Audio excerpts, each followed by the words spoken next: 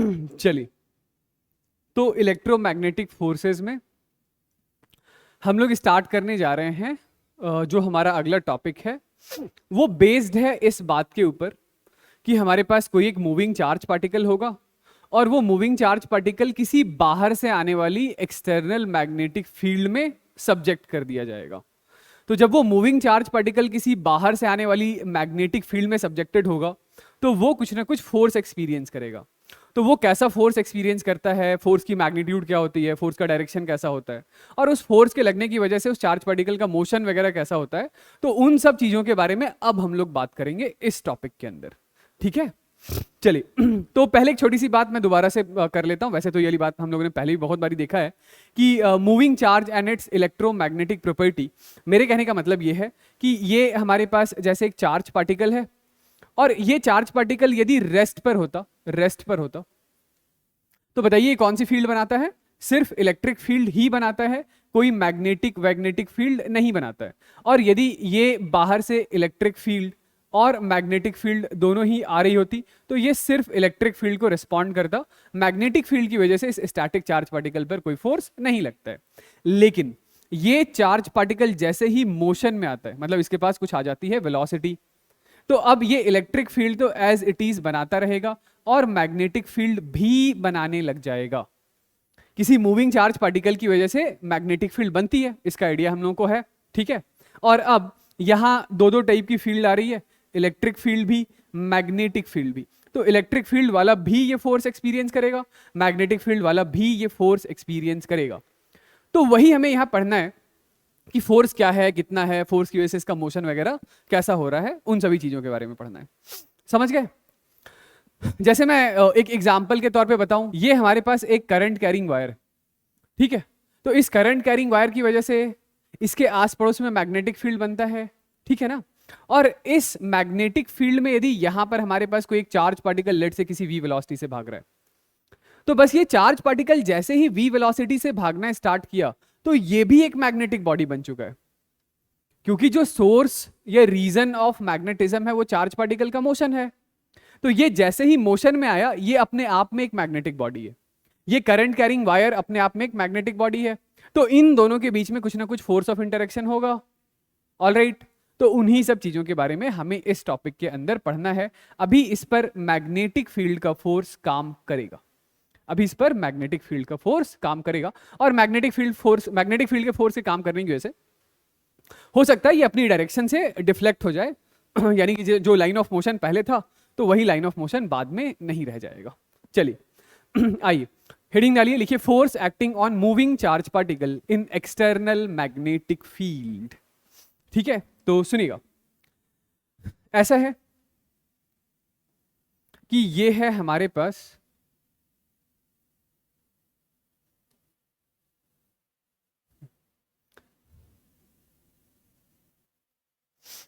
हाँ चलिए तो मैं ये कह रहा था कि ये मान लेते हैं एक मैग्नेटिक फील्ड है यहां पर ऐसा। ठीक है, मैग्नेटिक फील्ड की डायरेक्शन इधर की तरफ। ऑलराइट, और यहां हमारे पास कोई एक चार्ज पार्टिकल है। ये चार्ज पार्टिकल रेस्ट पर रखा हुआ है। कहां है? रेस्ट पर। तो इस मैग्नेटिक फील्ड में इस चार्ज पार्टिकल के रेस्ट पर होने की वजह से इस चार्ज पार्टिकल पर मैग्नेटिक फील्ड की वजह से कोई भी फोर्स काम नहीं करता है। इसीलिए तो हेडिंग क्या डाल रखा है? हेडिंग डाल रखा है force acting on moving charge. यानी चार्ज पार्टिकल यदि रेस्ट पे होगा तो वो कोई मैग्नेटिक प्रॉपर्टी या मैग्नेटिक फील्ड नहीं बना रहा होगा, तो कोई फोर्स भी काम नहीं करेगा। ठीक है, दूसरा केस देखिएगा कि जैसे ये हमारे पास एक चार्ज पार्टिकल है और इस चार्ज पार्टिकल की वेलोसिटी मैग्नेटिक फील्ड की तरफ है, यानी दोनों के बीच में एंगल थीटा कितना है? थीटा है 0 डिग्री का। तो फिर से इस सिचुएशन में भी इस चार्ज पार्टिकल पर मैग्नेटिक फील्ड की वजह से कोई भी फोर्स काम नहीं करेगा। ठीक है, यानी जब चार्ज पार्टिकल का जो लाइन ऑफ मोशन है वो मैग्नेटिक फील्ड के साथ साथ है, तो इस चार्ज पार्टिकल पर मैग्नेटिक फील्ड की वजह से कोई फोर्स नहीं काम करता है। सिंपल। तीसरा केस देखिए कि ये चार्ज पार्टिकल और इसकी वेलोसिटी इधर, यानी v वेक्टर इधर, b वेक्टर इधर, थीटा कितना? 180 डिग्री का। थीटा 180 डिग्री का। तो फिर से इस चार्ज पार्टिकल पर इस मैग्नेटिक फील्ड की वजह से कोई भी फोर्स काम नहीं करेगा। यानी कि जब चार्ज पार्टिकल मैग्नेटिक फील्ड के डायरेक्शन में भाग रहा हो या उससे अपोजिट डायरेक्शन में भाग रहा हो, तो इन दोनों ही सिचुएशन में चार्ज पार्टिकल पर मैग्नेटिक फील्ड का कोई फोर्स काम नहीं करता है। चलिए चौथा आखिरी सिचुएशन देखिएगा, फोर्स कब काम करता है ये सुनिएगा। कि ये चार्ज पार्टिकल है और इसके पास वेलोसिटी कुछ ऐसी है, मैग्नेटिक फील्ड कुछ ऐसा है, इन दोनों के बीच में कुछ एंगल है थीटा। अब इस सिचुएशन में इस चार्ज पार्टिकल पर इस मैग्नेटिक फील्ड की वजह से कुछ फोर्स काम करेगा, और ये जो फोर्स है ये force directly proportional to magnitude of charge आया। ये बाई एक्सपेरिमेंटल रिजल्ट्स जो रिजल्ट आए हैं, मैं बस उसी रिजल्ट को स्टेट कर रहा हूं, मैं अपने मन से कुछ भी नहीं बोल रहा हूं, ठीक है। ये जो फोर्स था डायरेक्टली प्रोपोर्शनल टू चार्ज था, डायरेक्टली प्रोपोर्शनल टू वेलोसिटी था, directly proportional to magnetic field था, और directly proportional to sine theta था। साइन थीटा कौन सा एंगल है? तो साइन थीटा वेलोसिटी और मैग्नेटिक फील्ड के बीच का एंगल है। तो इन चारों बातों को मिलाकर हम लोग ये कहते हैं, ठीक है, ये एक्सपेरिमेंटल रिजल्ट है, फोर्स इन्हीं चार बातों पर डिपेंड करता है, ठीक। तो इन चारों बातों को समराइज करके हम लोग क्या लिख सकते हैं कि मैग्नेटिक फील्ड का जो फोर्स होता है this is q v b sine theta होता है, force due to magnetic field. चलिए साथ साथ ही रट लीजिए, force due to magnetic field is Q into v into b sine theta के बराबर होता है, ठीक है। चलिए एक्सपेरिमेंटल रिजल्ट है, मैं फिर से ये वाली बात बता देता हूं, ठीक। तो अब आप बोलेंगे ठीक है भाई फोर्स है, तो फोर्स तो वेक्टर क्वांटिटी है, वेक्टर क्वांटिटी है तो इसका वेक्टर एक्सप्रेशन बताइए। तो ठीक है, चलिए वेक्टर एक्सप्रेशन भी सुनिए, लीजिए। ये जो force acting on the moving charge particle है, इसका vector expression is Q times of V vector cross B vector होता है, ठीक है। ये है फोर्स का वेक्टर एक्सप्रेशन, यानी force is Q times of V cross B। Vector form यदि आप लिख रहे हैं तो वहां पर फिर आप अपने चार्ज पार्टिकल को साइन के साथ डालिएगा, ठीक है। तो डायरेक्शन के बारे में करें बात, डायरेक्शन किधर होगी चार्ज पार्टिकल पर काम करने वाले फोर्स की? तो V vector cross B vector के अलोंग होगी किसी पॉजिटिव चार्ज पार्टिकल के लिए, है ना। V क्रॉस B कैसे निकालते हैं? तो अपने राइट हैंड के फिंगर्स को अलाइन कर लेते हैं V की तरफ, और फिर उसका नेचुरल कर्ल परफॉर्म करते हैं B की तरफ। तो क्या ये नेचुरल कर्ल है? नहीं, ये नेचुरल कर्ल नहीं है। तो नेचुरल कर्ल करने के लिए अपने ये जो चारों फिंगर्स है राइट हैंड के, नेचुरल कर्ल से मेरा मतलब है अपने राइट हैंड के फिंगर्स को ऐसे बेंड करना है, कर्ल करना है छोटे वाले एंगल के along, this is natural curl. ऐसा ये नेचुरल कर्ल नहीं है, ठीक है। तो अपने राइट हैंड के फिंगर्स को V वेक्टर की तरफ अब हमें ऐसा अलाइन करना पड़ेगा और B की तरफ कर देंगे कर्ल। तो थंब कहां आ रहा है? थंब आ रहा है प्लेन में अंदर। तो ये कर्ल करने पर जिधर थंब आता है वही थंब V क्रॉस B यानी कि force due to magnetic field की डायरेक्शन देगा। तो अभी के लिए ये फोर्स कहां आ रहा है? तो ये फोर्स आ रहा है प्लेन में अंदर, फोर्स कहां आ रहा है? प्लेन में अंदर आ रहा है। आई बात समझ? ठीक है। तो डायरेक्शन के बारे में मैं एक बात लिख लेता हूं कि जो डायरेक्शन है किसी पॉजिटिव चार्ज पार्टिकल के लिए डायरेक्शन जो होगा वो V क्रॉस B के अलोंग होगा, ऑलराइट। और किसी नेगेटिव चार्ज पार्टिकल के लिए V क्रॉस B से अपोजिट दिशा में यानी कि minus times of V cross B के अलोंग होगा। यदि चार्ज पार्टिकल नेगेटिव है तो, मतलब यही चार्ज पार्टिकल नेगेटिव होता तो V क्रॉस B आ रहा था अंदर, लेकिन फोर्स अंदर नहीं होता, फोर्स बाहर होता। कब? यदि ये चार्ज पार्टिकल नेगेटिव होता, यदि ये नेगेटिव होता तब, ठीक है। आई बात समझ? ठीक है। चलिए, तो फोर्स से रिलेटेड मैं एक दो बातें और करता हूं, जरा सुनिएगा। तो मैं ये कह रहा था, फिर से देख लीजिए, फोर्स से रिलेटेड यदि कोई डाउट है तो, कि ये है हमारे पास कोई एक चार्ज पार्टिकल Q, ठीक है। इस चार्ज पार्टिकल के पास लेट से वेलोसिटी है इधर, मान लेते हैं इस रीजन में मैग्नेटिक फील्ड है इधर B, V और B के बीच में कुछ एंगल है थीटा, अभी के लिए 90 ही ले लीजिए। थीटा जब 90 होगा तो फोर्स मैक्सिमम होगा। इस फॉर्मूले को देख के आपको समझ में आ गया होगा कि थीटा जब 0 हो या 180 डिग्री हो तो फोर्स कितना काम करेगा? 0, इसीलिए ये पहले मैंने दो केसेस में फोर्स 0 लिख रखा है, ठीक है। हाँ, तो इस सिचुएशन में ये जो फोर्स है, force is equal to Q into v into b into sine of 90 degree, ये फोर्स की मैक्सिमम वैल्यू होगी, ठीक है। खैर, हम लोग तो डायरेक्शन के बारे में बात कर रहे हैं। बताइए, अपने राइट हैंड के फिंगर को कैसा अलाइन करेंगे? ऐसा, वी की तरफ। कैसा कर्ल करेंगे? ऐसा। थंब कहाँ आया? बाहर, बाहर। यानी इस चार्ज पार्टिकल पर फोर्स कहाँ है? तो इस चार्ज पार्टिकल पर force coming out of the plane, यानी कि बाहर की तरफ है। सिंपल। अब जरा सुनिएगा कि ये फोर्स बाहर है, प्लेन से बाहर है, और वेलोसिटी कहां है? इस प्लेन में, ठीक है। फोर्स प्लेन के बाहर है, मैग्नेटिक फील्ड कहां है? तो मैग्नेटिक फील्ड इस प्लेन में, इस प्लेन में। यानी कि हमारा जो फोर्स है वो फोर्स इस पूरे प्लेन से 90 डिग्री के एंगल पर है। भाई force is v cross b, तो जो v क्रॉस बी वाला प्लेन होगा उससे तो 90 डिग्री के एंगल पर हमारा फोर्स होगा। तो मेरे कहने का मतलब ये है कि इसको याद रखिएगा कि this force is perpendicular to velocity, force is perpendicular to magnetic field. इसका मतलब है कि force is perpendicular to plane containing velocity and magnetic field। ये जो पूरा वेलोसिटी और मैग्नेटिक फील्ड को कंटेन करने वाला प्लेन है, उस प्लेन से 90 डिग्री के एंगल पर है। चलिए, तो आगे बढ़ते हैं, एक सवाल बनाते हैं। ऐसा है कि एक चार्ज है जिसकी वैल्यू है -4 माइक्रोकूलम, इंस्टेंटेनियस वेलोसिटी दे रखा है 2i cap minus 3j cap plus k cap into 10⁻⁶। Uniform magnetic field की वैल्यू दे रखी है, फोर्स बताना है चार्ज पार्टिकल पर, है ना। तो फोर्स का फॉर्मूला आप बोलेंगे, फोर्स का formula is q times of v vector cross b vector. तो चलिए एक बार के लिए सबसे पहले v क्रॉस b की वैल्यू निकाल लें।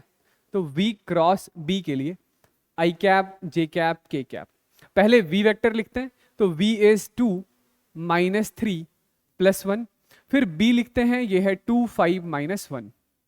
कितना आ गया? ये आ रहा है हमारे पास 3 - 5 i cap minus -2 j cap plus 10 - +6 k cap. तो this is -2 i cap minus -4 + 4 j cap. क्या? हाँ, वो पावर तो मैं बाद में ऐड कर दूंगा। ये क्रॉस प्रोडक्ट इतना ही आ रहा है ना? इतना ही आ रहा है? नहीं, कितना आ रहा है? हाँ, क्या वैल्यू बता रहे हैं? अरे क्रॉस प्रोडक्ट इतना ही आया।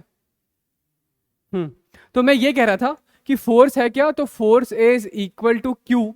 क्यू है हमारे पास -4 इंटू 10⁻⁻⁶। v क्रॉस बी निकाल लिया है, v क्रॉस बी है -2 i cap plus 4 j cap plus 16 k cap. ये ठीक है। अच्छा, यहां 10⁻⁶ था, यहां 10⁻⁻2 था, यानी कि 6 - 2 कितना हो गया? तो 10⁻4 हो गया। ये 4, ये -6, ये हमारे पास कितना आ गया?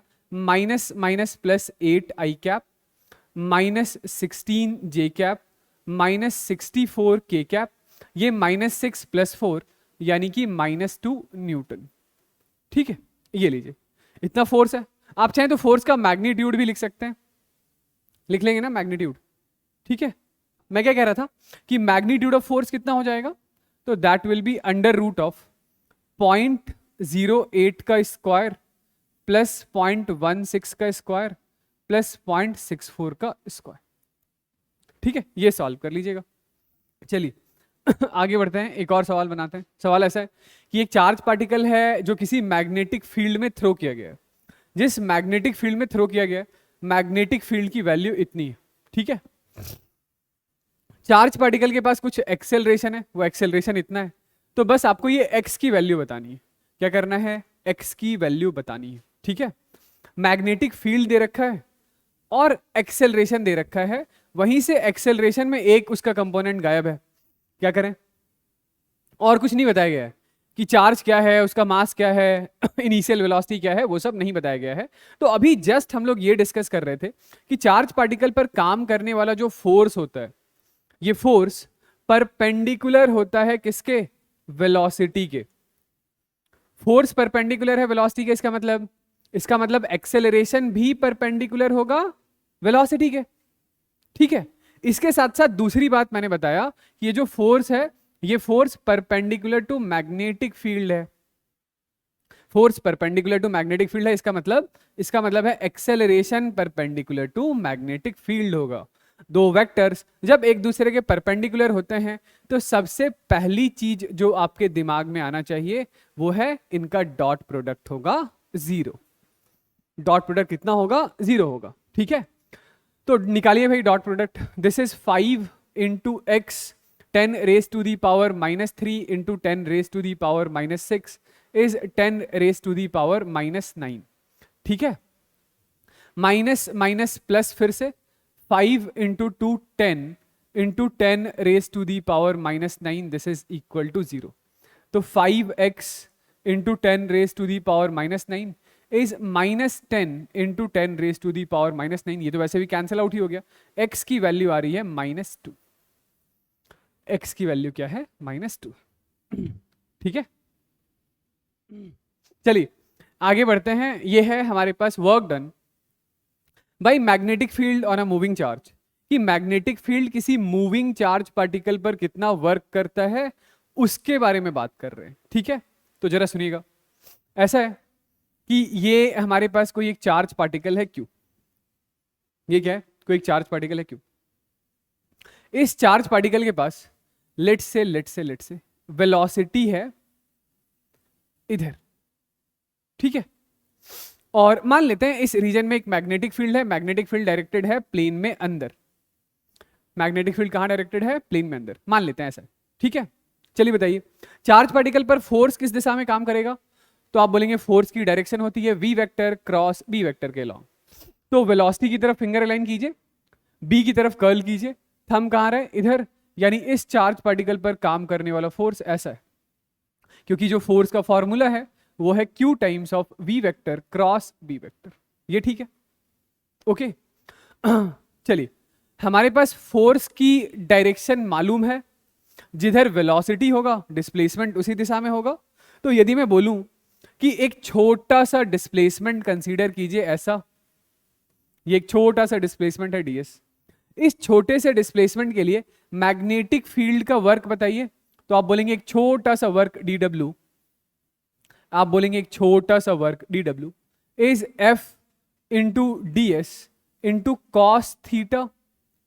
बताइए फोर्स और डिस्प्लेसमेंट के बीच में एंगल कितना दिखाई दे रहा है, फोर्स और डिस्प्लेसमेंट के बीच में एंगल थीटा दिखाई दे रहा है 90 डिग्री का, है ना। तो ये छोटा सा वर्क डन कितना हो गया, छोटा सा वर्क डन ही हमारा 0 हो गया।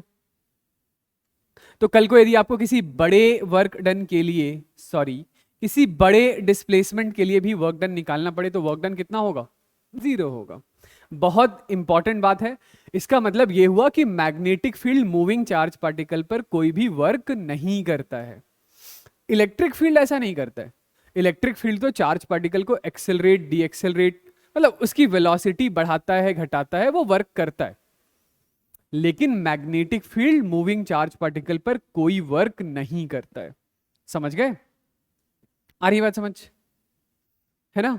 जैसे होगा क्या कि ये v क्रॉस b फोर्स ऐसा है तो चार्ज पार्टिकल चलते चलते चलते यहां से यहां आ जाएगा, ऐसा आ जाएगा।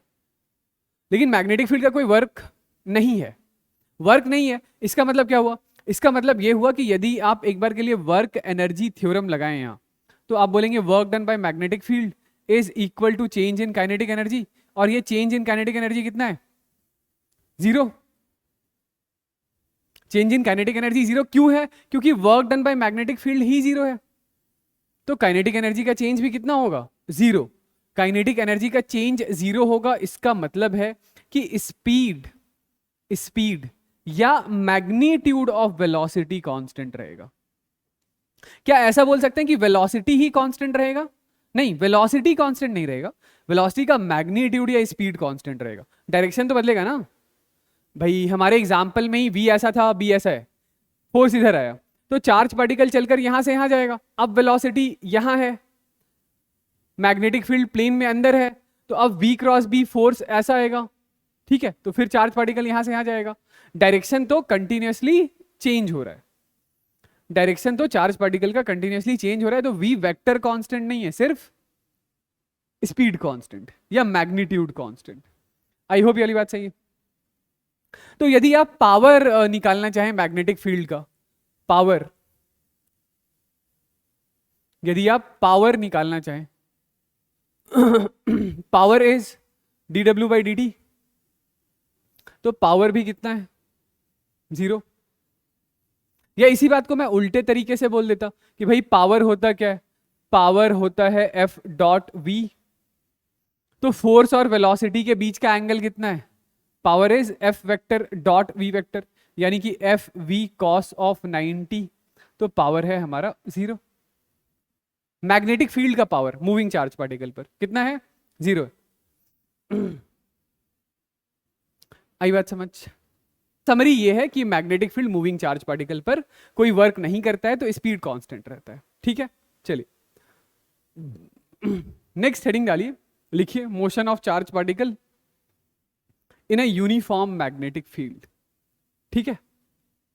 मतलब अब हम लोग जो केस डिस्कस करने जा रहे हैं वो ऐसा है कि हमारे पास मैग्नेटिक फील्ड बिल्कुल यूनिफॉर्म, मैग्नेटिक फील्ड जो है वो बिल्कुल यूनिफॉर्म। पहला केस ऐसा कि ये मैग्नेटिक फील्ड है और ये मैग्नेटिक फील्ड यूनिफॉर्म। यहां पर हमारे पास कोई एक चार्ज पार्टिकल है, इस चार्ज पार्टिकल को हम लोगों ने कुछ वेलोसिटी दे दिया, और ये वेलोसिटी मैग्नेटिक फील्ड की दिशा में ही है, यानी थीटा कितना है, 0 डिग्री का। यदि थीटा 0 डिग्री का है तो बताइए क्या होगा, क्या इस चार्ज पार्टिकल पर मैग्नेटिक फील्ड का कोई फोर्स आएगा? जवाब है नहीं, मैग्नेटिक फील्ड का कोई फोर्स ही नहीं आएगा। फोर्स नहीं तो कोई एक्सेलरेशन नहीं, एक्सेलरेशन नहीं तो वेलोसिटी कैसी, कांस्टेंट। यानी जितनी वेलोसिटी से आपने थ्रो किया है चार्ज पार्टिकल उसी वेलोसिटी से कंटिन्यूअसली चलता जाएगा, ठीक है। केस 2 ऐसा है कि मैग्नेटिक फील्ड ऐसा है, ठीक है। मैग्नेटिक फील्ड का नेचर कैसा है, यूनिफॉर्म, और हमारे पास एक चार्ज पार्टिकल है, इस चार्ज पार्टिकल को हम लोगों ने वेलोसिटी ऐसा दिया है, velocity is equal to v है। थीटा कितना है, थीटा है 180 डिग्री का, थीटा है 180 डिग्री का। तो फिर से मैग्नेटिक फील्ड की वजह से चार्ज पार्टिकल पर फोर्स बताइए, 0। मैग्नेटिक फील्ड पर मूविंग चार्ज पार्टिकल का फोर्स कितना है, 0। फोर्स 0 तो एक्सेलरेशन 0, तो वेलोसिटी फिर से कितना, कैसा, कांस्टेंट। वेलोसिटी फिर से कैसा, कांस्टेंट। तो चार्ज पार्टिकल कंटिन्यूअसली जितनी वेलोसिटी से आप थ्रो करेंगे उसी वेलोसिटी से चार्ज पार्टिकल कंटिन्यूअसली चलता रहेगा, ठीक है। आगे बढ़े, ठीक है। चलिए सुनिएगा, तीसरा जो इंपॉर्टेंट केस है हम लोग वो डिस्कस करने जा रहे हैं, केस नंबर 3। ऐसा है कि जो वेलोसिटी है वो मैग्नेटिक फील्ड से परपेंडिकुलर, जो वेलोसिटी है वो मैग्नेटिक फील्ड से परपेंडिकुलर है, ठीक है। मेरे कहने का मतलब है कि हमारे पास ये एक रीजन है, और इस रीजन में जो मैग्नेटिक फील्ड है वो यूनिफॉर्म है, और मैग्नेटिक फील्ड की डायरेक्शन है प्लेन में अंदर। मैग्नेटिक फील्ड कहां है, प्लेन में अंदर है, ठीक है। मैग्नेटिक फील्ड प्लेन में अंदर कितना है, वैल्यू है B, और यूनिफॉर्म है जैसा हम लोगों ने हेडिंग डाल रखा है। मतलब इस पूरे रीजन में मैग्नेटिक फील्ड कांस्टेंट है, मैग्नीट्यूड में भी डायरेक्शन में भी। यहां पर हमारे पास एक चार्ज पार्टिकल है जिसके लिए चार्ज की वैल्यू है Q, मास है M। इस चार्ज पार्टिकल को हम लोगों ने किसी V वेलोसिटी से इस प्लेन में ऊपर की तरफ थ्रो किया है, तो वेलोसिटी कहाँ है, ऊपर की तरफ, और मैग्नेटिक फील्ड कहाँ है, प्लेन में अंदर। इन दोनों के बीच का एंगल कितना हो गया, 90 डिग्री का, तो वेलोसिटी और मैग्नेटिक फील्ड एक दूसरे से परपेंडिकुलर है। चलिए चार्ज पार्टिकल पर फोर्स बताइए, तो फोर्स के लिए अपने राइट हैंड को ऐसा अलाइन करेंगे, वी वेक्टर की तरफ, कर्ल करेंगे बी वेक्टर की तरफ, तो थंब आएगा इधर, चार्ज पार्टिकल पर फोर्स होगा इधर। ठीक है, अब चार्ज पार्टिकल पर फोर्स इधर, वेलोसिटी ऊपर, चार्ज कहाँ जाएगा? तो चार्ज पार्टिकल यहां से चलते चलते चलते चलते चलते कहीं यहां पहुंचेगा। जब चार्ज पार्टिकल यहां पहुंचा तो अब वेलोसिटी कहाँ है? अब वेलोसिटी इधर है। और मैग्नेटिक फील्ड कहाँ? तो मैग्नेटिक फील्ड तो प्लेन में अंदर ही है। वी क्रॉस बी कीजिए, कहाँ रहे थे हम? नीचे। यानी कि अब फोर्स कहाँ है? तो अब फोर्स है नीचे। फिर से वही बात कि वेलोसिटी और फोर्स एक दूसरे से 90 डिग्री के एंगल पे हैं, तो चार्ज पार्टिकल का मोशन कैसा होगा? ये चार्ज पार्टिकल यहां से चलते चलते चलते चलते कहीं यहां आ जाएगा। जब ये चार्ज पार्टिकल यहां आया तो अब वेलोसिटी इधर। ठीक है, तो फिर से जरा v क्रॉस बी कीजिए, तो v क्रॉस बी से थंब आ रहा होगा इधर, as a result of which charge particle चलते चलते यहां, फिर जैसे ही चार्ज यहां पहुंचा तो वेलोसिटी इधर, वेलोसिटी इधर, तो फिर v क्रॉस बी कहां आ गया? ऊपर। तो फिर से चार्ज पार्टिकल चलते चलते चलते चलते यहां पहुंचे। ठीक है, तो मेरे कहने का मतलब है कि ये आपको देख के समझ में आ रहा होगा कि चार्ज पार्टिकल का जो मोशन है वो इस सिचुएशन में यूनिफॉर्म सर्कुलर नेचर का होगा। मतलब सर्कुलर नेचर का तो दिखाई दे ही रहा है, मोशन कैसा है? सर्कुलर। यूनिफॉर्म क्यों बोल रहा हूं मैं? क्योंकि मैग्नेटिक फील्ड चार्ज पार्टिकल पर कोई वर्क नहीं करता है, तो स्पीड कांस्टेंट रहेगी। स्पीड कांस्टेंट मतलब मोशन कैसा? सर्कुलर नहीं, यूनिफॉर्म सर्कुलर। ठीक है, तो चलिए इस बात को यहां पर लिखते हैं कि जो वेलोसिटी है वो रहेगा कांस्टेंट, तो जो चार्ज पार्टिकल का मोशन है वो motion is uniform circular motion. ये जो यूनिफॉर्म सर्कुलर मोशन है this is a 2D motion या प्लेनार मोशन।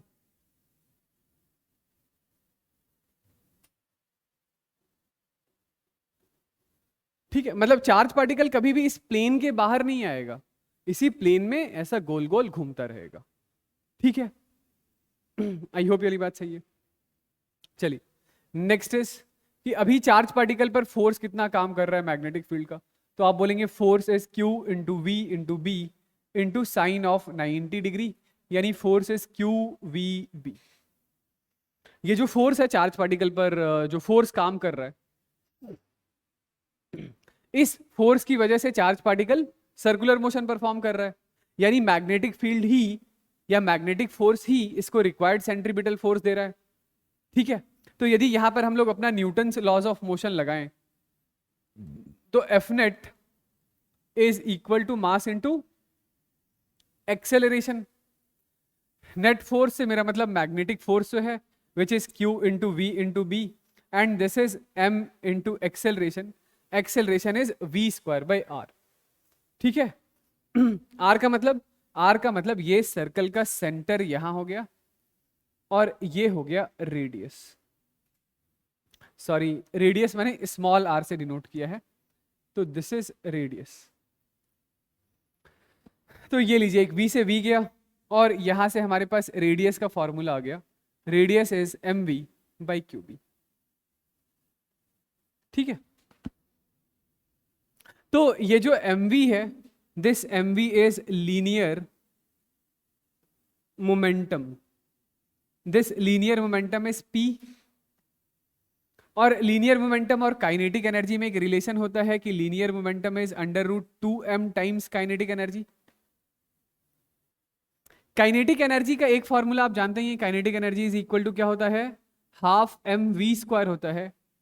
लेकिन यही काइनेटिक एनर्जी को आप लिख सकते हैं charge Q into potential difference V।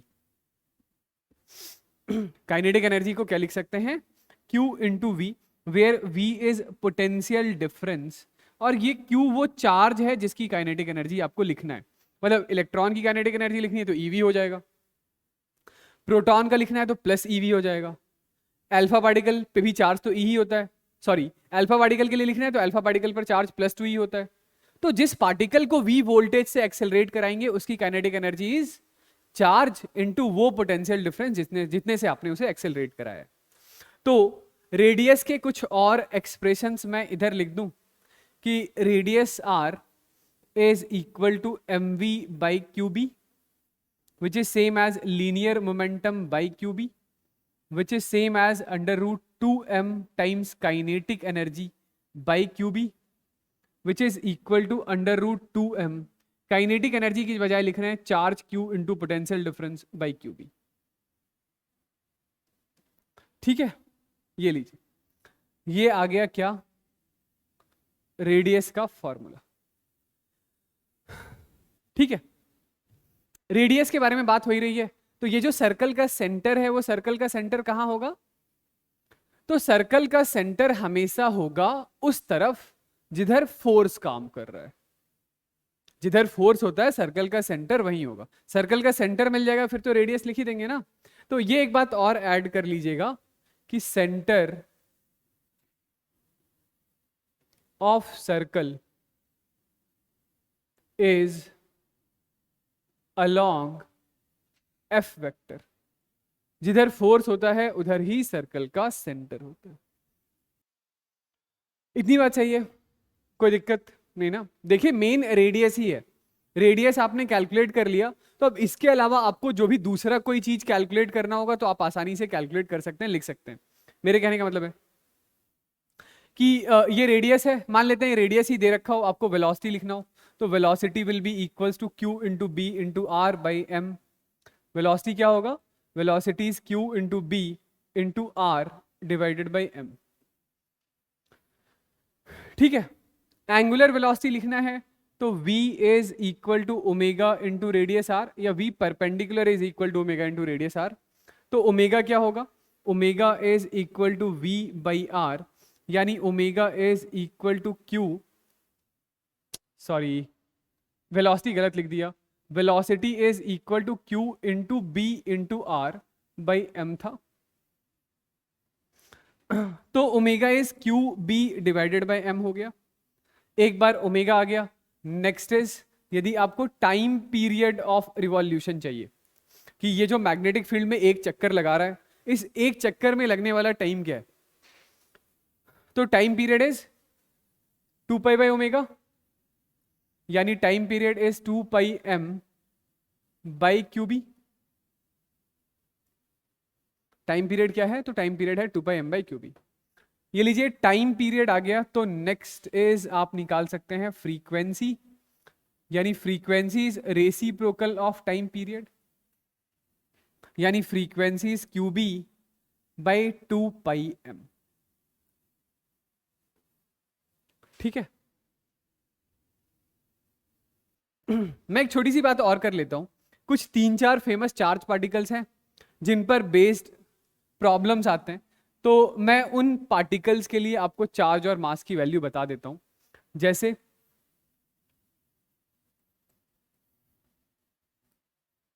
ये पार्टिकल्स, उनके चार्ज और मास। जैसे सबसे पहले मैं बात कर रहा हूं about proton. Proton is H11, मतलब वैसे तो प्रोटॉन न्यूट्रल है। H11 से मेरे कहने का मतलब है जैसे इसके आउटर मोस्ट ऑर्बिट में जो एक इलेक्ट्रॉन है ना, उस इलेक्ट्रॉन को उड़ा दिया, तो अब इसके पास चार्ज कितना बचा, चार्ज बचा प्लस ई, और मास क्या है m। समझ गए। दूसरा is deuteron. Deuteron is H21, तो चार्ज इस पर भी E होता है, लेकिन इसके न्यूक्लियस में एक प्रोटॉन भी होता है और एक न्यूट्रॉन भी होता है, तो मास इसका 2m होता है। चार्ज तो एक प्रोटॉन है तो प्लस ई के बराबर का ही रहेगा। इसमें भी वही है, इलेक्ट्रॉन हम लोगों ने रिलीज कर दिया है। Third is tritium. Tritium is H31, charge is plus e, mass is 3m। Fourth is alpha particle, तो अल्फा इज हीलियम 42, चार्ज होता है प्लस 2e, मास होता है plus 4m। Beta particle electron ही होता है, इलेक्ट्रॉन, तो इलेक्ट्रॉन पे चार्ज माइनस ई, लेकिन ये m मास ऑफ इलेक्ट्रॉन है जो बहुत ज्यादा छोटा है इससे मास ऑफ प्रोटॉन से। ठीक है, चलिए आइए तो इसके आगे हम लोग बना लेते हैं ये जो हमारा छोटा सा सवाल है, है कि एक प्रोटॉन है, एक अल्फा पार्टिकल है, एक न्यूट्रॉन है। ये सर्कुलर पाथ पर मूव कर रहे हैं सेम काइनेटिक एनर्जी के साथ किसी मैग्नेटिक फील्ड में। ठीक है, मैग्नेटिक फील्ड एक ही है, सर्कुलर पाथ पर मूव कर रहे हैं, मतलब क्या, वेलोसिटी जरूर से 90 डिग्री के एंगल पर रहा होगा, है ना। तो आपको बताना क्या है, radius of proton to the radius of alpha particle to the radius of neutron. चूंकि काइनेटिक एनर्जी सबकी सेम है तो कौन सा फॉर्मूला यूज कर लें, फॉर्मूला यूज कर लेते हैं हम लोग under root 2 times of mass of proton kinetic energy k by charge e b to the root 2 mass of alpha particle 4m kinetic energy k charge is +2e into b to the neutron which is under root 2 mass is 2m kinetic energy के charges E B. Formula क्या लगाया है, under root 2m K E यानी kinetic energy divided by Q B. तो 2m K E B 2m K E B से 2m K E B cancel out हो गया। 1 ratio ये कितना है, अंडर रूट 4 यानी कि 2/2 रेशियो ये कितना है, √2। तो दिस इज 1:1:√। ठीक है, चलिए और कुछ पूछा था क्या, हाँ टाइम पीरियड पूछा था। तो time period of proton to the time period of alpha to the time period of neutron, time period का फॉर्मूला 2πm/qb यानी कि this is 2πm/EB to the 2π4m/2EB to the 2π2m/EB 2πmEB 2πmEB 2πmEB cancel out हो गया। तो 1 ratio ये 2 times में, हाँ basic वाले फॉर्मूले में स्पीड आ रहा था, सवाल में बता रखा है कि काइनेटिक एनर्जी सेम है। काइनेटिक एनर्जी सेम है तो मैं फिर बेकार में क्यों काइनेटिक एनर्जी को ½ से इक्वेट करूं, मास सबके लिए अलग अलग है, फिर वहां से स्पीड निकालूं, फिर फॉर्मूले में पटकूं। उससे ज्यादा अच्छा है कि मैंने एक बार के लिए जो फॉर्मूला है वो रेडियस का जो फॉर्मूला है वो रेडियस का फॉर्मूला काइनेटिक एनर्जी के टर्म्स में इसीलिए तो लिखा, इसी दिन रात के लिए तो लिखा था कि यदि काइनेटिक एनर्जी दे रखा होगा तो मैं सीधा ये फॉर्मूला यूज कर दूंगा। यदि कभी किसी सवाल के अंदर एक्सेलरेटिंग पोटेंशियल दे रखा हो, वोल्टेज डिफरेंस दे रखा हो, ये एक प्रोटॉन है, न्यूट्रॉन है, अल्फा पार्टिकल है, सबको सेम पोटेंशियल डिफरेंस से एक्सेलरेट किया है, तो कौन सा फॉर्मूला यूज करेंगे, ये वाला। यदि कभी लीनियर मोमेंटम दे रखा हो कि सबका लीनियर मोमेंटम सेम है, कौन सा फॉर्मूला यूज करेंगे, ये वाला। वेलोसिटी दे रखा हो तब ये वाला फॉर्मूला यूज कीजिएगा। ठीक है, चलिए ये वाला सवाल मैं बताता हूं, देखिएगा इसके आगे क्या है कि सवाल कुछ ऐसा है, एक यूनिफॉर्म मैग्नेटिक फील्ड है जिसकी स्ट्रेंथ B है, exist in a region of width D। बस इतने डिस्टेंस में ही मैग्नेटिक फील्ड है भाई, यानी इसके लेफ्ट पर मैग्नेटिक फील्ड कितना, कोई मैग्नेटिक फील्ड नहीं, इसके आगे मैग्नेटिक फील्ड कितना, कोई मैग्नेटिक फील्ड नहीं। ठीक है, एक चार्ज Q है जिसका मास m है, इस शॉर्ट परपेंडिकुलरली ऐसे थ्रो किया, ऐसे ऐसे, ठीक है 90 डिग्री के एंगल पर into the magnetic field. Time spent by the particle in the magnetic field if, radius का फॉर्मूला क्या होता है, mu/qb। यदि इसका मास m है, स्पीड u है, तो रेडियस इज mu/qb। तो यदि d की वैल्यू mu/qb से ज्यादा बड़ी है तो बताओ कि ये कितना टाइम स्पेंड करेगा। तो चलिए जरा ट्रेजेक्ट्री के बारे में हम लोग सोचते हैं। मैं एक बार के लिए इसको फिर से ड्रॉ कर दूं, ऐसा है कि ये इस रीजन में मैग्नेटिक फील्ड है B, यहां पर किसी चार्ज पार्टिकल को जिसका चार्ज Q है, मास m है, इसको u स्पीड से आपने थ्रो किया, ऐसा मैग्नेटिक फील्ड प्लेन में अंदर है। बताइए फोर्स कहां आएगा, फोर्स के लिए आप वेलोसिटी को ऐसा अलाइन करेंगे, फिंगर के मतलब अपने राइट हैंड के फिंगर्स को v वेक्टर की तरफ ऐसा अलाइन करेंगे, मैग्नेटिक फील्ड की तरफ कर्ल करेंगे। थंब कहां आया, ऊपर, जिधर थंब होता है उधर ही सर्कल का सेंटर होता है ना, जिधर थंब होता है उधर ही तो सर्कल का सेंटर होता है। तो ये सेंटर हो गया, ये रेडियस हो गया। हम लोग पहला केस करने जा रहे हैं जहां पे d is greater than radius है, तो इसका मतलब है ये चार्ज पार्टिकल ऐसे जाएगा, ऐसे घूमकर वापस आ जाएगा। इसका मतलब है ये चार्ज पार्टिकल ऐसा जाएगा और ऐसा घूमकर वापस आ जाएगा। कितनी स्पीड से बाहर आएगा? सेम यू स्पीड से। स्पीड नहीं बदलेगी क्या? नहीं, स्पीड नहीं बदलेगी। क्यों? क्योंकि मैग्नेटिक फील्ड चार्ज पार्टिकल पर कोई वर्क ही नहीं कर रहा है, काइनेटिक एनर्जी कांस्टेंट है, स्पीड कांस्टेंट। आई बात समझ? ठीक है, तो ये मैग्नेटिक फील्ड के अंदर इसलिए ये कितना एंगल घूमा? ये पाई 180 डिग्री का एंगल। फिर उसके बाद ये यू स्पीड से ऐसा बाहर चला गया। यही तो हुआ होगा, है ना? तो पूरा एक चक्कर लगाने में लगने वाला टाइम कितना था? कैपिटल टी टाइम पीरियड निकाल रखा है। उस पूरे एक चक्कर लगाने में वो कितना एंगल घूमता है? 2 पाई। 2 पाई। चार्ज पार्टिकल का मोशन चूंकि यूसीएम है, यूनिफॉर्म सर्कुलर नेचर का है, तो यूनिटरी मेथड चल जाएगा। यानी कि 2 पाई एंगल घूमने में लगने वाला टाइम टी है। 1 डिग्री में टाइम टी अपॉन 2 पाई होगा, और पाई में कितना टाइम होगा? तो T upon 2 pi into pi, यानी टी बाई 2। तो जो हमारा टाइम है दैट इज टी बाई 2 है, यानी कि पाई एम बाई क्यू बी होगा। ठीक है, ऐसे करना, ऐसे कर लीजिए, या नहीं तो कोई ऐसा सोच ले। कैसा?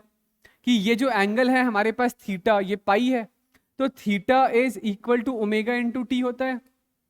Angular displacement is equal to angular velocity into time t. तो टाइम कितना है?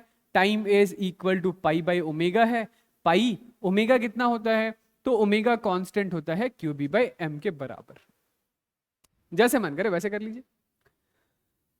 ओके, इसी में दूसरे पार्ट पर आते हैं, पर मैं एक दो चीजें और डिस्कस कर लेता हूं इसी में। ठीक है, जैसे पहले पार्ट में ही आपसे पूछा जाता कि एक बात बताइए, इसको एक बार के लिए ले लीजिए एक्स एक्सेस, इसको क्या ले लीजिए? एक्स एक्सेस ले लीजिए, इसको वाई एक्सेस ले लीजिए। बताइए लीनियर मोमेंटम का चेंज कितना हुआ है? चेंज इन लीनियर मोमेंटम कितना हुआ है? चेंज इन लीनियर, यदि पहले पार्ट में ही पूछ लिया जाता ऑल्सो फाइंड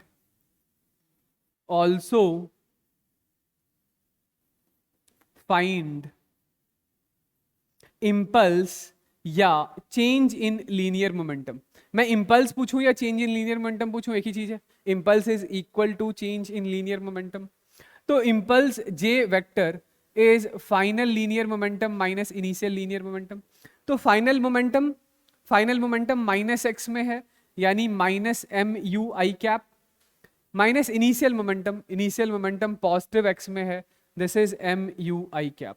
तो change in linear momentum is minus 2 m you I cap के बराबर होगा। ठीक है, आई होप ये वाली बात सही।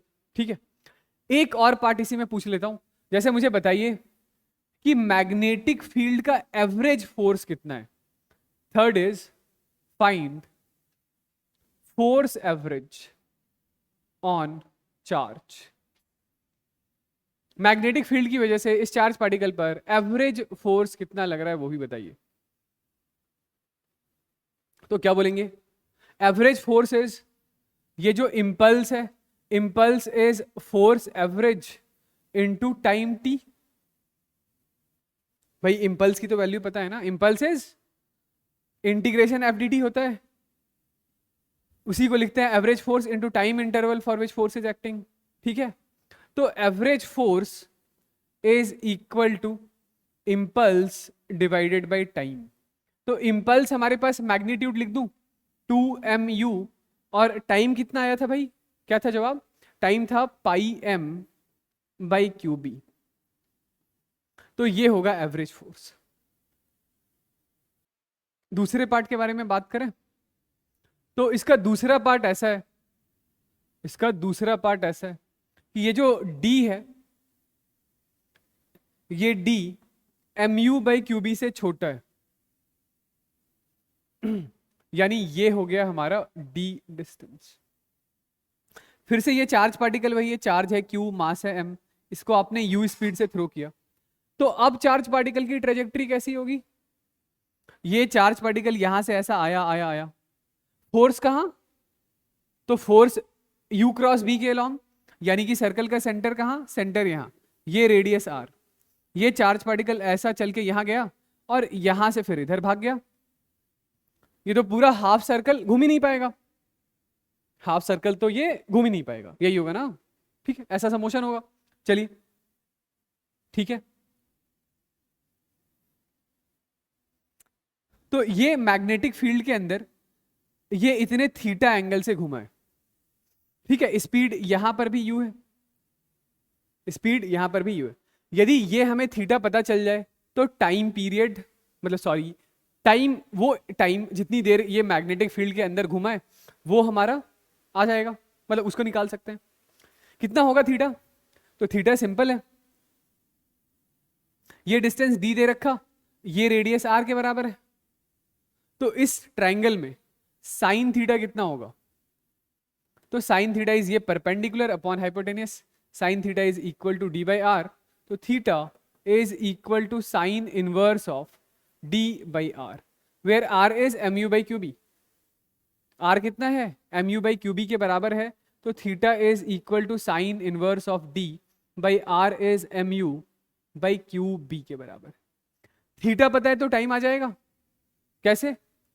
ये जो थीटा है ये थीटा ओमेगा इंटू टी के बराबर है, तो T is equal to theta upon omega, यानी कि आप ओमेगा लिख लीजिए, omega is equal to Q B by M into sine inverse of D Q B by M U. ये है वो टाइम, ये है वो टाइम जो चार्ज पार्टिकल ने बिताया है कहां? मैग्नेटिक फील्ड के अंदर। ओके, मैग्नेटिक फील्ड के अंदर। बताइए आ रहा है समझ? नहीं आ रहा है तो वो भी बताइए।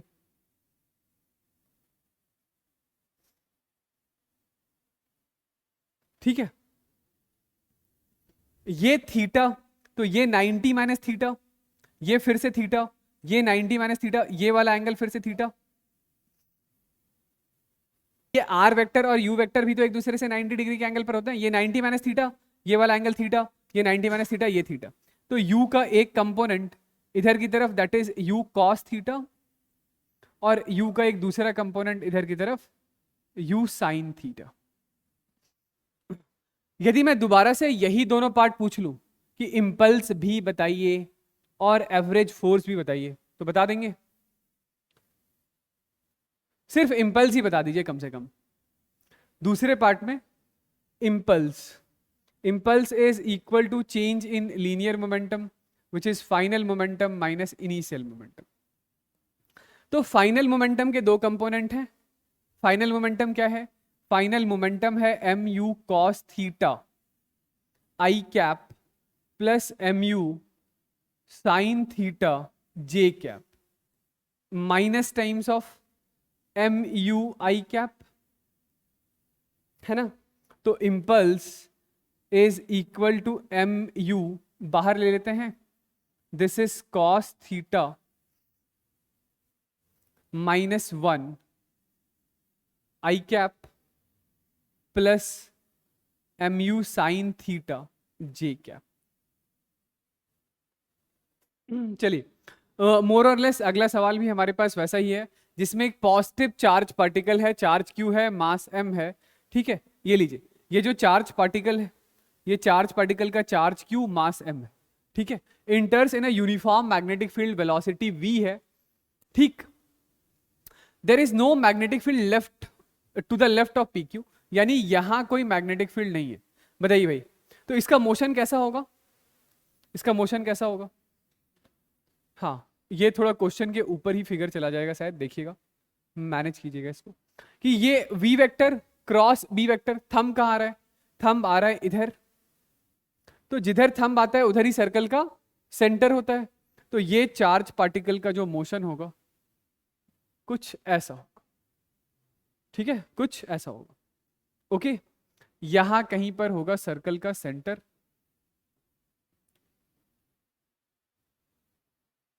ये रेडियस है। ठीक है, अब देखिएगा जरा कि ये वाला एंगल यदि थीटा है तो ये 90 माइनस थीटा होगा, ये वाला एंगल फिर से थीटा होगा, क्योंकि वेलोसिटी और फोर्स, इधर ही फोर्स था आपका, वेलोसिटी और फोर्स एक दूसरे से 90 डिग्री के एंगल पर होता है। यदि ये थीटा है, ये 90 माइनस थीटा है, ये फिर से थीटा है, तो ये फिर से 90 माइनस थीटा है, यानी कि ये वाला एंगल आपका थीटा होगा, ये वाला एंगल थीटा होगा, तो ये वाला भी तो एंगल थीटा होगा। समझ गए ना ट्रेजेक्ट्री चार्ज की? चार्ज पार्टिकल यहां से ऐसे चल के आया आया आया आया आया और फिर यहां ये सेम v वेलोसिटी से भाग गया। ठीक है, तो कुछ ऐसी है ट्रेजेक्ट्री चार्ज पार्टिकल की। टाइम स्पेंट सबसे पहले पूछा गया है तो पहले पार्ट में टाइम स्पेंट निकालने के लिए क्या किया जाए? तो कितना एंगल ये चला है मैग्नेटिक फील्ड के अंदर, कितने एंगल से ये घूमा है? 2 थीटा है ना। तो क्या लिखेंगे बताइए कि 2 theta is equal to omega into T. तो t is equal to 2 theta by omega, this is 2 theta, omega is equal to q into B divided by mass m। ठीक है, distance travelled in the magnetic field, magnetic field के अंदर का distance मतलब ये वाला distance, ये वाला डिस्टेंस, ये तो आर्क लेंथ है, theta is equal to arc upon radius, तो arc length is equal to radius into theta, theta नहीं बल्कि 2 थीटा। ठीक है, तो रेडियस क्या है? रेडियस है mu by Q B into 2 times of theta. ठीक है, लास्ट पूछा गया है impulse of magnetic force. Impulse is same as change in linear momentum, यानी कि final momentum minus times of initial momentum, final momentum minus times of initial momentum. चलिए लिखते हैं मोमेंटम फाइनल। ठीक है, जरा देखिएगा, तो ये वेलोसिटी कहां है चार्ज पार्टिकल के पास? इधर। ठीक है, ये एंगल थीटा, तो ये वाला भी तो एंगल थीटा, तो इस वेलोसिटी का एक कंपोनेंट ऊपर, ये हो गया v cos थीटा, और इस वेलोसिटी का दूसरा कंपोनेंट इधर v sin थीटा। ये थीटा पर आया तो ये थीटा पर ही निकला होगा, तो इस वेलोसिटी का एक cos कंपोनेंट ऊपर और वेलोसिटी का साइन कंपोनेंट इधर। यदि इस एक्सेस को हम लोग एक्स एक्सेस बोल दें और इस एक्सेस को वाई एक्सेस बोल दें, तो क्या वाई एक्सेस के अलोंग वेलोसिटी चेंज हुई है? नहीं, वाई के अलोंग वेलोसिटी चेंज नहीं हुआ है, तो वाई में कोई भी मोमेंटम का चेंज नहीं है, यानी इस लाइन के अलोंग कोई मोमेंटम का चेंज नहीं है। फिर से देख लीजिए, ये वेलोसिटी v था, तो उसका एक कंपोनेंट कॉस कंपोनेंट ऊपर, साइन कंपोनेंट इधर। ये सेम v वेलोसिटी से बाहर गया, तो फिर से उसका कॉस कंपोनेंट ऊपर, साइन कंपोनेंट इधर। ठीक है, तो जो चेंज इन मोमेंटम है, final momentum will be equals to minus mu sine theta I cap minus mu sine theta I cap, यानी this is minus 2mu sine theta I cap. ठीक है, समझ गए? कोई दिक्कत वाली बात? यही सेम सवाल रिपीट करते हैं, बस चार्ज पॉजिटिव की बजाय नेगेटिव कर दीजिए। ठीक है, मैं फिर से फिगर बनाता हूं, जरा देखिएगा, इसको इरेज कर दूं, लिख लिया ना? लास्ट प्रॉब्लम होगा ये।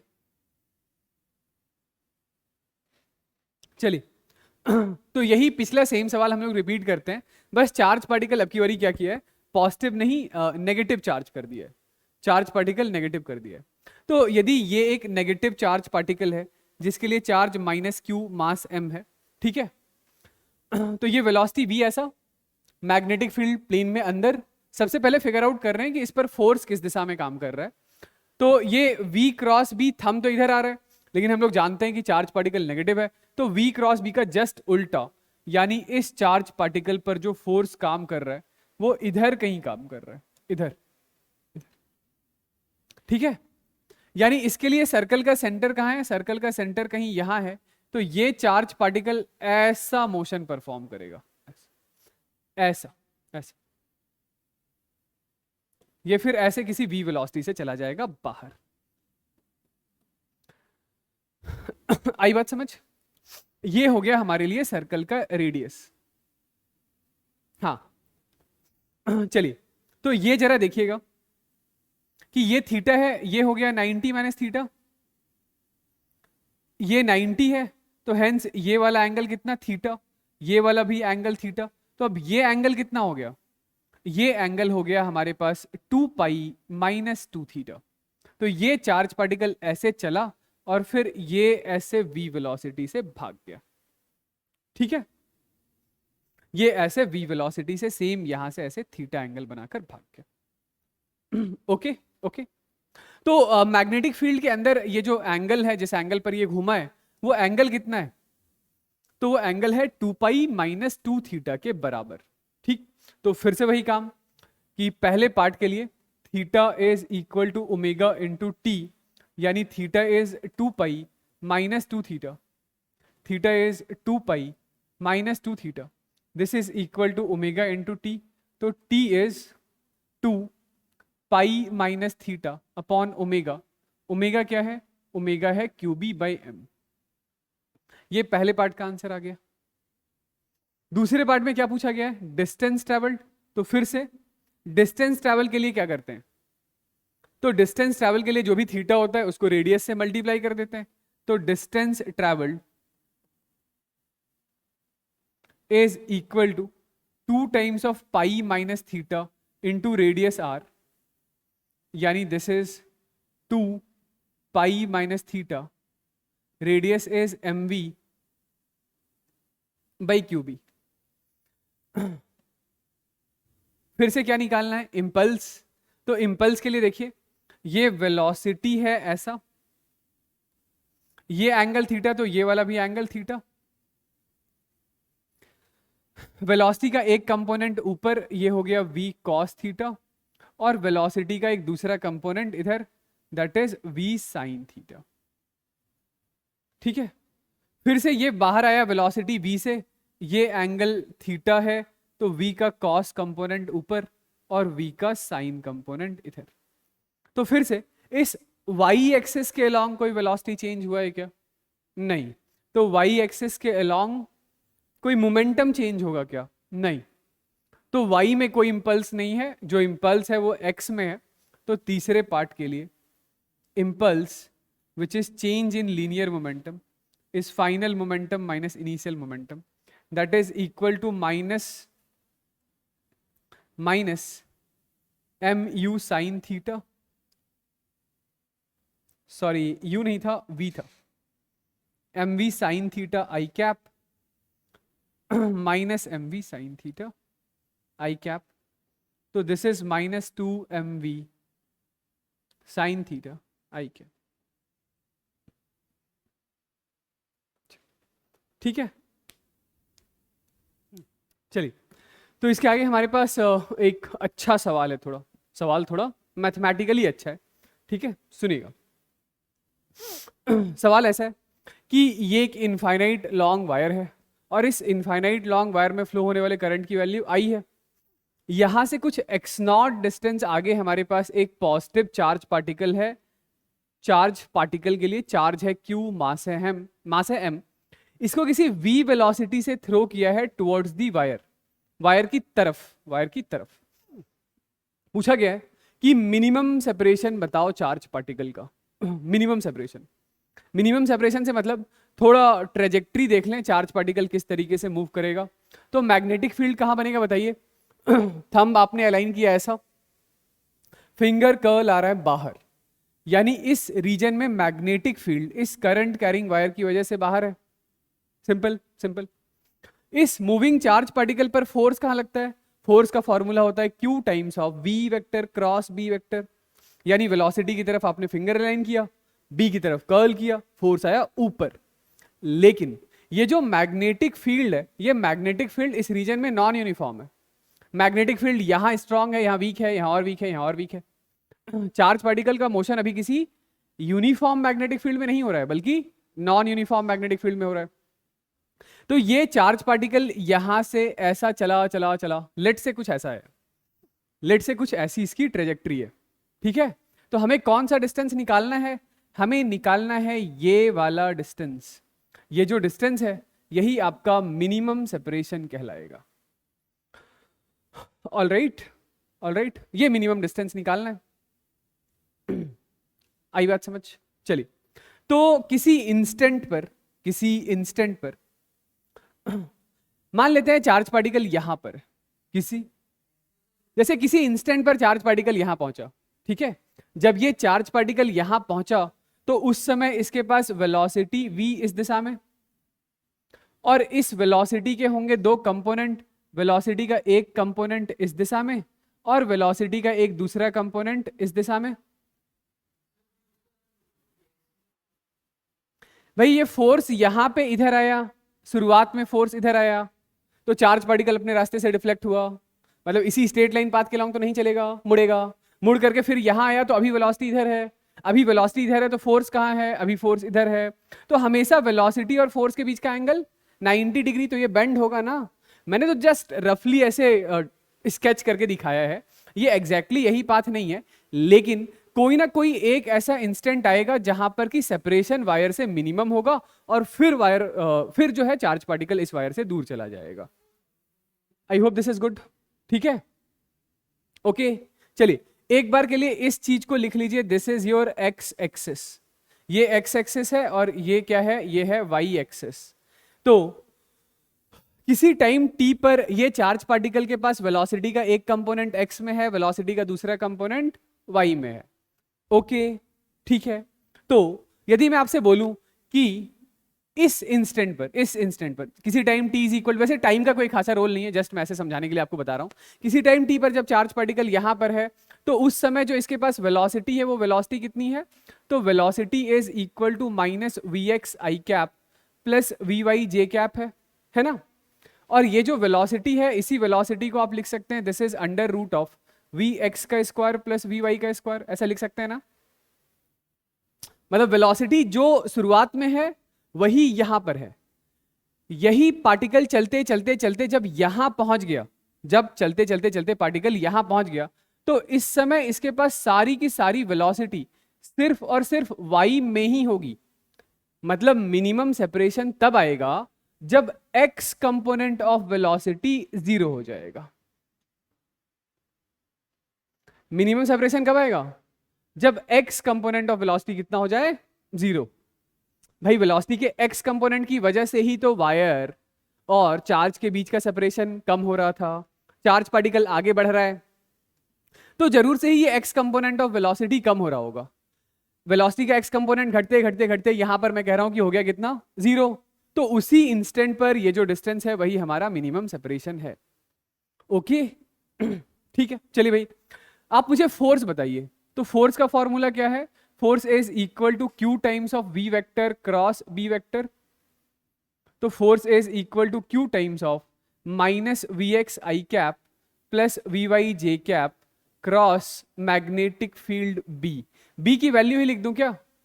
तो ये किसी इंस्टेंट पर मैं कह रहा था कि वायर से चार्ज पार्टिकल कुछ x डिस्टेंस की दूरी पर है, तो उस समय मैग्नेटिक फील्ड कितना होगा, उस समय मैग्नेटिक फील्ड होगा mu naught I by 2 pi x coming out of the plane, तो k कैप,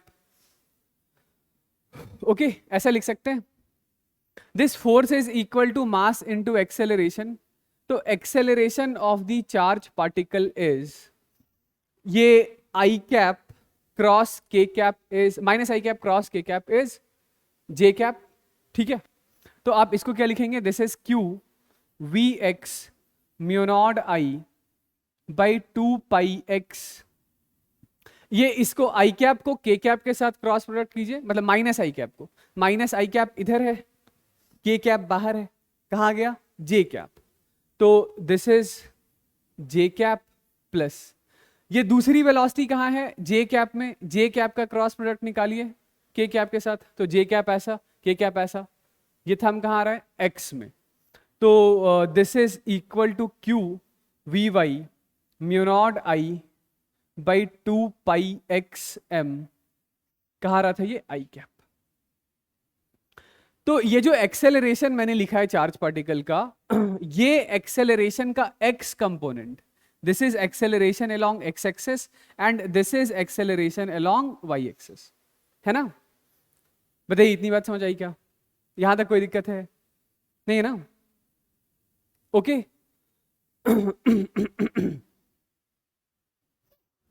ठीक है, तो ये जो वाई एक्सेस वाला एक्सेलरेशन है वो किस चीज के लिए रिस्पॉन्सिबल है? वाई में वेलोसिटी चेंज करने के लिए। ये जो एक्स एक्सेस वाला एक्सेलरेशन है वो किस चीज के लिए रिस्पॉन्सिबल है? तो ये एक्स एक्सेस वाला रिस्पॉन्सिबल है एक्स एक्सेस में वेलोसिटी को चेंज करने के लिए। हमें इतना आइडिया लग चुका है कि सेपरेशन मिनिमम उस समय होगा जब एक्स एक्सेस के अलोंग की वेलोसिटी घटकर 0 हो चुकी है। तो क्या मैं इस एक्स एक्सिस के एक्सेलरेशन को D V X by D T लिख सकता हूं? बिल्कुल लिख सकते हैं, है ना? और इसी को यदि मैं dx से मल्टीप्लाई डिवाइड कर दूं तो इसी को हम लोग क्या लिखते हैं? This dx by D T is velocity along x, तो this is velocity along x D V X by D T, ऐसा लिख सकते हैं। ठीक है, ऑलराइट ऑलराइट ऑलराइट। चलिए, तो एक्सेलरेशन अलोंग x कितना है?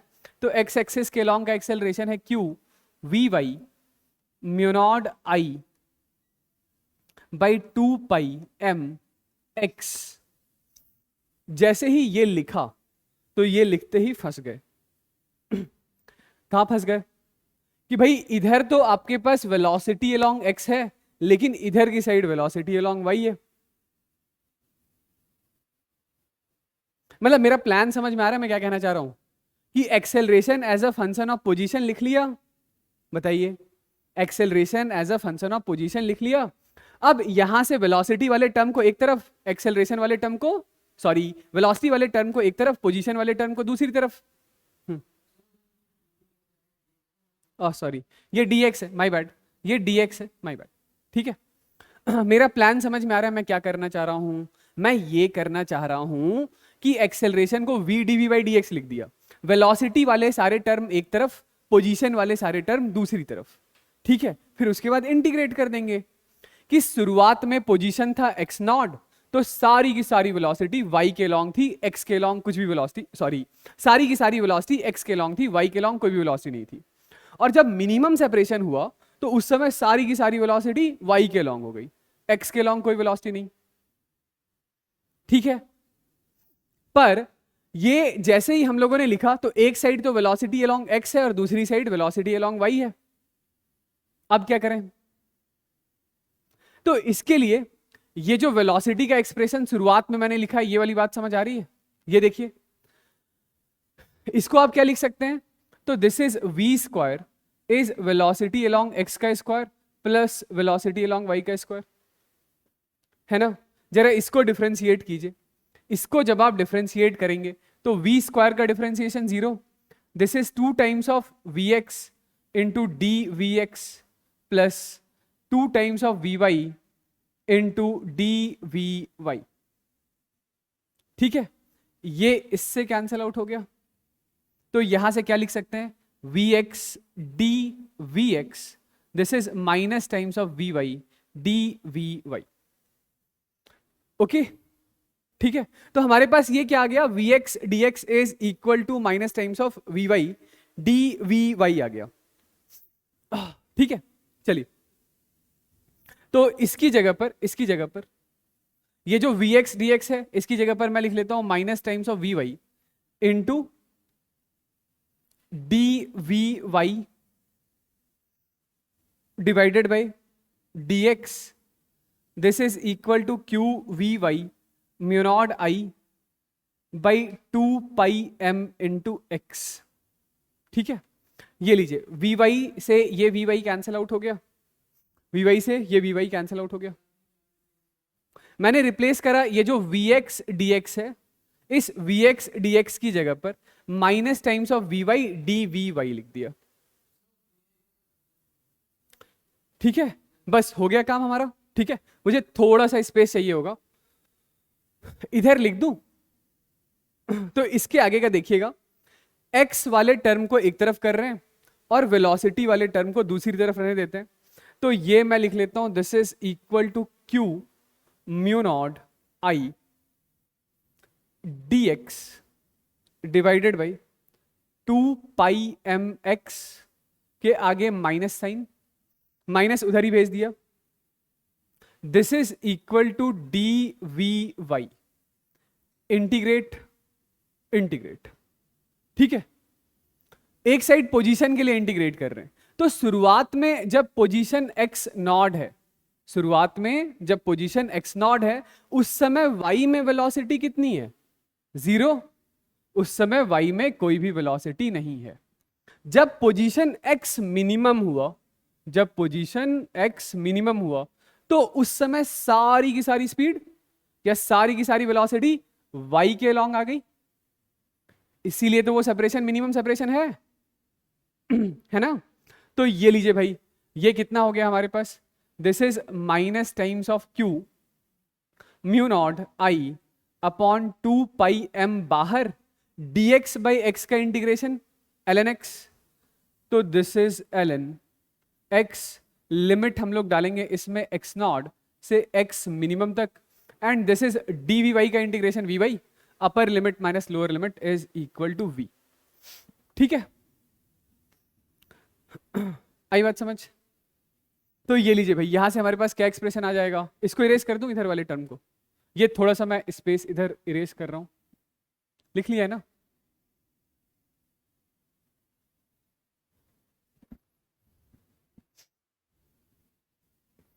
तो ये देखिए minus times of q mu naught I by 2 pi m है ln x minimum by x naught, this is equal to v, ठीक है। तो ये ln x minimum by x naught, this is equal to v, ऐसा लिख लेते हैं, this is 2 pi m v by q mu naught I के आगे माइनस साइन। तो यहां से जो फाइनल आंसर आ रहा है हमारे पास वो ये है कि minimum separation is equal to x naught e raise to the power minus 2 pi M we by Q mu naught I. ये लीजिए, ये हमारा answer, this is our answer, ठीक है। तो थोड़ा मैथमेटिकली भले ही टफ लगा होगा, पर सवाल अच्छा है। इसमें एक दो कॉन्सेप्ट यूज हुए हैं। वो पहली बात तो ये है कि आपको थोड़ा सा ट्रेजेक्ट्री का एनालिसिस करना आना चाहिए जब मैग्नेटिक फील्ड नॉन यूनिफॉर्म हो उस समय। मिनिमम सेपरेशन कब होगा? तो मिनिमम सेपरेशन देखिए, दूसरी जो सबसे इंपॉर्टेंट बात यहां से सीखने वाली है वो ये है कि आपको पता है मैग्नेटिक फील्ड कभी भी मूविंग चार्ज पार्टिकल पर कोई वर्क नहीं करता है। वर्क नहीं करता है तो स्पीड इसकी कांस्टेंट रहेगी। स्पीड कांस्टेंट था, वहीं से ये हम लोगों ने x और y एक्सिस के अलोंग का जो वेलोसिटी है उसको आपस में रिलेट कर लिया। और मिनिमम सेपरेशन तब आएगा जब वेलोसिटी का x कंपोनेंट 0 हो चुका होगा, सारी की सारी वेलोसिटी y एक्सिस के अलोंग हो गई होगी, ठीक है। तो ये हम लोगों ने बेसिक से एक्सेलरेशन लिखा, एक्सेलरेशन को as a function of position लिखा, और फिर पोजीशन और वेलोसिटी एक्सेलरेशन को as a function of position लिखा, और फिर आपस में हम लोगों ने प्रॉपर इंटीग्रेशन की लिमिट वगैरह पुट करके अपना आंसर निकाल लिया, ठीक है।